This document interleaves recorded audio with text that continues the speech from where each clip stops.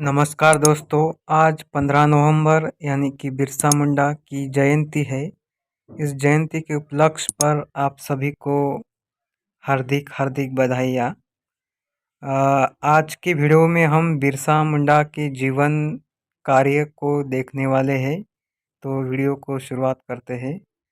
भारत को आज़ादी मिलने के लिए कई क्रांतिकारी योद्धाओं ने अपना बलिदान दिया है, जिसमें से बिरसा मुंडा का नाम अत्यंत महत्वपूर्ण है।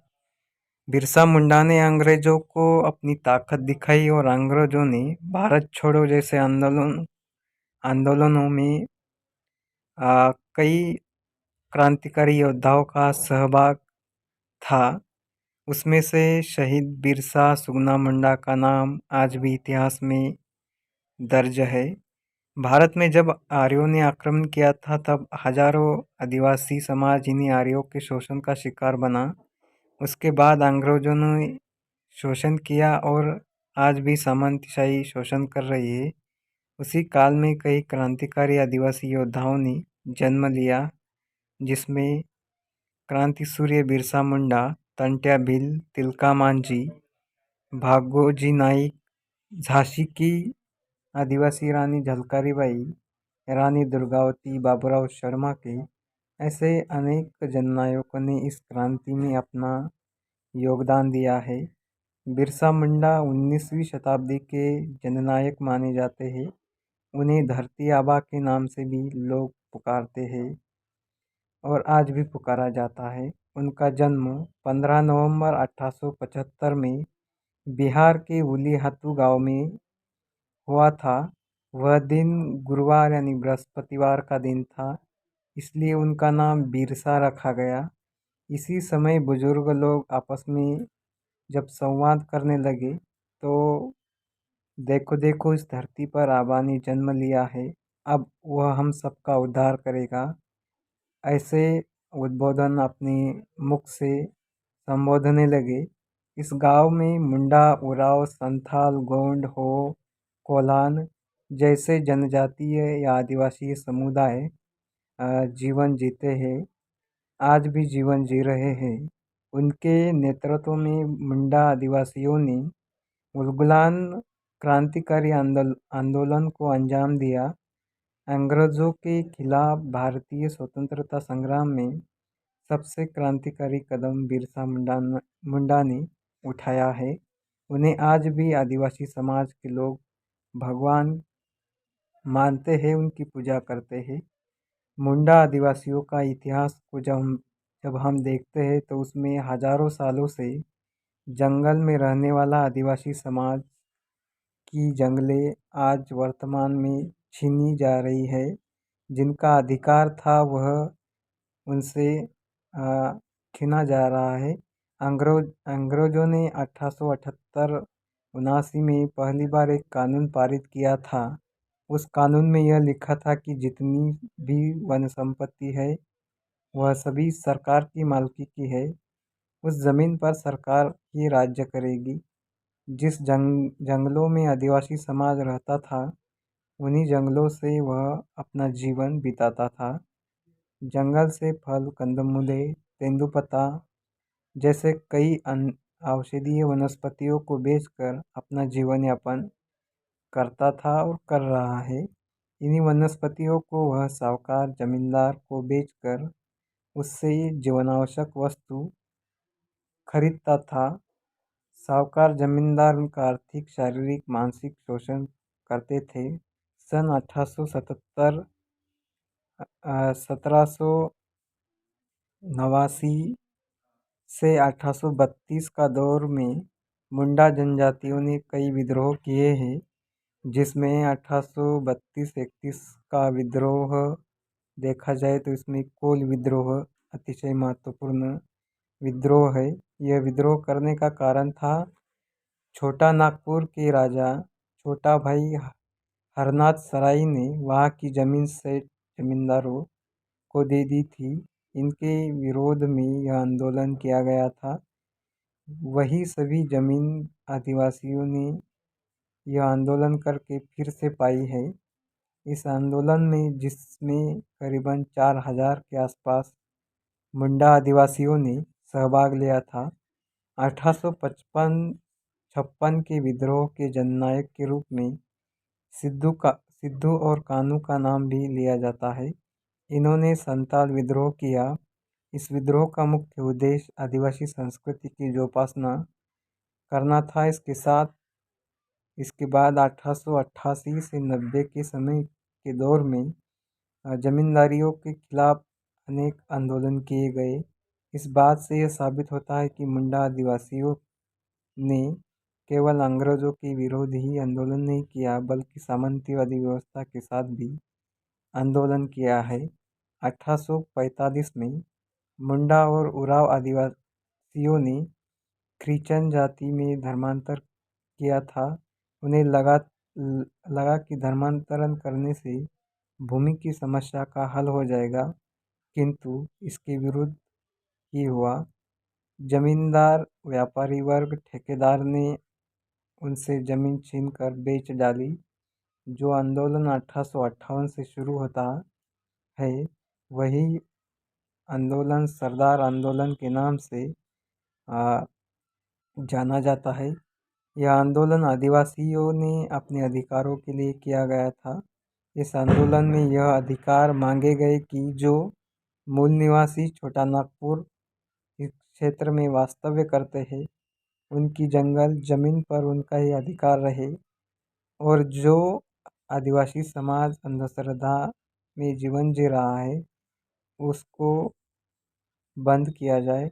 आदिवासी महिलाओं पर हो रहे अन्याय अत्याचार बंद किए जाए। इन सभी समस्याओं को लेकर यह आंदोलन चलाया था। 1886-87 में मुंडा जनजातियों ने अपने हक मांगने के लिए जर्मन लुथेरान चर्च के प्रमुख पादरी नरकोट को निवेदन दिया कि छोटा नागपुर के प्रदेश में जितनी जमीन और जंगल है, वह सभी मुंडा आदिवासी समाज का है। इस तरह के आंदोलन मुंडा जनजातियों ने किए और आज भी वे कर रहे हैं। बिरसा मुंडा का विद्रोह। जिस क्रांतिकारी विचारों को बिरसा मुंडा ने समाज को जागृत करने के लिए किया, उसमें बिरसा मुंडा के वंशज पुर्ती इस वंश के थे। वह चूहे को शुभ मानते थे, इसलिए उनका नाम चूरिया पुर्ती पड़ा। इसी पुर्ती वंश में दो भाई थे। उनमें से एक का नाम चुटू तो दूसरे का नाम नागू था। यह शब्द आगे चलकर बदल गया। चुटू का छोटा और नागू का नाग बना। वही आगे चलकर मुंडा आदिवासियों ने छोटा नागपुर यह नाम रखा। बिरसा मुंडा ने 7 मार्च 1886 में क्रिश्चियन धर्म की दीक्षा ली। उन्होंने अपनी माँ का नाम कर्मी मुंडा और पिता का नाम उनके माँ का नाम कर्मी मुंडा और पिता का नाम सुगना मुंडा था। गरीब परिस्थिति के कारण बिरसा मुंडा को उनके मामा के यहाँ पढ़ाई के लिए भेजा गया। बिरसा मुंडा की प्राथमिक शिक्षा उलीहातू गांव में संपन्न हुई। बिरसा ने क्रिश्चियन धर्म का स्वीकार का विरोध किया। उस समय बिरसा मुंडा को बकरियां चराने का काम दिया गया था। वह बकरियां चराने का काम करता था। यह करते हुए वह भी पढ़ाई में अव्वल था। बाद में बिरसा को आगे की पढ़ाई के लिए कुटी बरटोली यहाँ जाना पड़ा। यहाँ जर्मन मिशनरी स्कूल में उन्होंने दाखिल कराया गया। फिर यहाँ से 1886 में चाईबासा में जर्मन मिशनरी उच्च माध्यमिक स्कूल में भर्ती कराया गया। यह समय बिरसा के लिए एक व्यक्तित्व विकास का समय था। एक दिन चाईबासा मिशन में उपदेश देने समय डॉक्टर नोटोट ने कहा था, जो क्रिश्चियन धर्म स्वीकार करेगा और उसका पालन करेगा, उससे ली गई जमीन लौटाई जाएगी। इस बात को बिरसा ने ध्यान में रखा, लेकिन जब 1886-87 में मिशनरी एवं मुंडा आदिवासियों में विरोध निर्माण हुआ तो मिशनरियों ने मुंडा सरदारों को धोखेबाज चोर कहा। इस बात का बिरसा मुंडा ने तीव्र विरोध किया तो उसे स्कूल से निकाला गया। 3 साल तक बिरसा ने मिशनरी स्कूल में पढ़ाई करने के बाद थोड़ी बहुत अंग्रेजी जानी। बिरसा का मन मस्तिष्क हमेशा अपने समाज का अंग्रेजों से किया गया शोषण के बारे में सोचता था। उन्होंने मुंडा लोगों को अंग्रेजों से मुक्ति पाने के लिए हमेशा जागरूक किया। 1894 में छोटा नागपुर में अकाल के कारण महामारी फैली हुई थी। बिरसा ने पूरे मनोयोग से सभी आदिवासी समाज की सेवा की। बिरसा मुंडा और उनका परिवार 1890 में चाईबासा को छोड़ चुका था। कुछ समय बीत जाने के बाद बिरसा ने अपनी पढ़ाई उनके बहन के यहाँ पूरी की। बिरसा और उनके परिवार ने जर्मन ईसाई मिशन के सभासदों को छोड़ने के बाद रोमन कैथोलिक का धर्म का स्वीकार किया। 1878 में ब्रिटिश सरकार ने जो वन विषयी कानून बनाया था, इस कानून का आदिवासी समुदाय को कुछ भी लाभ नहीं मिला था। उलट उनकी जमीन इस कानून से छीन ली गई। इसके विरोध में बिरसा मुंडा ने अंग्रेज सरकार को निवेदन दिया, यह कानून बर्खास्त करने के लिए सिफारिश की। उसके बाद बिरसा मुंडा का प्रतिरोधी हल्ला चलता ही गया। 1895 में हिंदू और क्रिश्चियन की साजिशों का पता बिरसा मुंडा को पता चला और मुंडा जनजातियों को इस जाल से निकालने के लिए उन्होंने अपना जीवन न्यौछावर कर दिया। उन्होंने मुंडा जनजातियों की जीवन पद्धति, उनका धर्म, संस्कृति रक्षा करना महत्वपूर्ण समझा। उन्होंने सभी आदिवासियों को संगठित करके अंग्रेजों के खिलाफ एक बड़ा आंदोलन खड़ा किया। हजारों आदिवासी समाज को धर्मांतरण से बचाया। तब से आदिवासी जनजातियां बिरसा मुंडा को भगवान का अवतार मानने लगी। बिरसा मुंडा ने सभी आदिवासियों को कहा कि बिरसा भगवान, यह धार्मिक नियम का पालन करना तुम सबका कर्तव्य है। वे समाज से हमेशा कहते रहे हैं कि चोरी करना, झूठ बोलना, पूजा करना हमारे धर्म के खिलाफ है। हमारे देवता प्रकृति का हर हिस्सा है। भूत प्रेत पर विश्वास मत करो। इन सभी नियमों का पालन आदिवासियों ने किया, तभी उनमें एकता की भावना निर्माण हो गई। सभी मुंडा जनजातियां बिरसा को धरती का देवता मानने लगी। उन्हें मिलने के लिए दूर दूर से आती रही। बिरसा मुंडा ने उस भ्रष्ट व्यवस्था के विरुद्ध निर्णय लिया था कि हमें इस धरती पर मुंडा राज्य स्थापन करना है।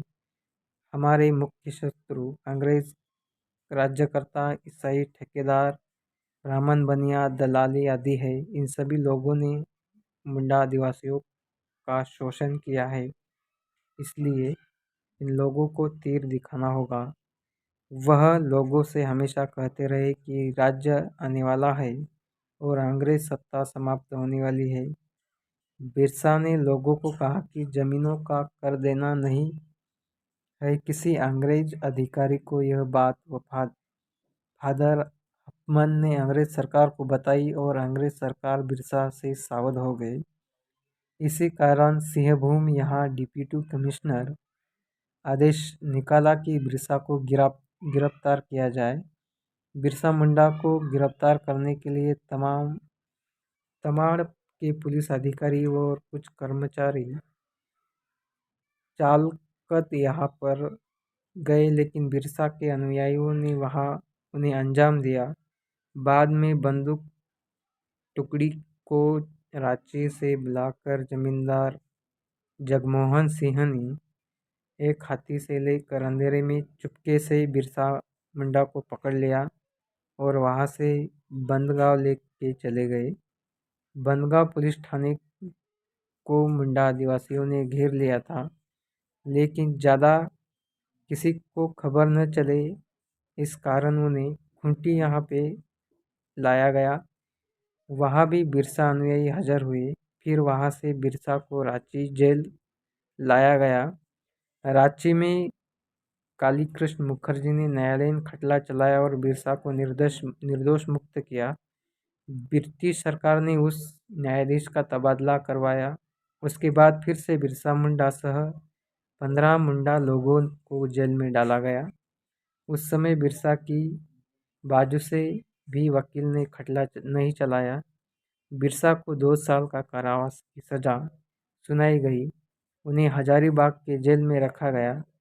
30 नवंबर 1897 में जब बिरसा चालकद यहाँ पर लौटे तो 7 दिसंबर 1897 में रांची के डिप्टी कमिश्नर खुद बिरसा को मिलने आए और वो कहने लगे कि आप मुझे वचन दीजिए, इसके बाद मैं कभी आंदोलन नहीं करूँगा। इस बात पर बिरसा ने तुरंत जवाब दिया, मैंने किसी को कुछ भी नहीं कहा और कहूँगा भी नहीं, लेकिन जो सच है वह बताना मेरा कर्तव्य है लोगों को। फरवरी 1898 में डोम्बारी यहाँ पर सभा आयोजित की गई। इस सभा में कहा गया कि हमें अंग्रेजों के खिलाफ आंदोलन छेड़ना है। फिर दूसरे साल में तुरंत वहीं पर डोम्बारी सभा का आयोजन किया गया। इस सभा में बिरसा मुंडा ने 2 कलर के झंडे लाए, एक सफ़ेद दूसरा लाल। सफ़ेद रंग का झंडा मुंडा लोगों का प्रतिनिधित्व कर रहा था, तो लाल रंग का झंडा आदिवासियों का शोषण करने वालों का प्रतीक था। अंग्रेजों का यह शत्रु का प्रतीक है, इसलिए एक केली का झाड़ लगाकर उसे धनुष और तीरों से मारा गया। पहले बिरसा ने अहिंसा का मार्ग अपनाया था, लेकिन अन्याय अत्याचार को देखते हुए उन्होंने फिर से हिंसा का मार्ग अपनाया। 25 दिसंबर 1899 में बिरसा ने आंदोलन शुरू किया। इसी बिरसा आंदोलन को मुंडारी भाषा में उलगुलान कहा जाता है। 1899 में मुंडा जनजातियों ने अंग्रेजों पर धनुष और तीरों का प्रहार किया। इस हल्ले में सभी अंग्रेज अधिकारी घायल हुए। उन्हें कुछ भी समझ में नहीं आ रहा था कि क्या करें।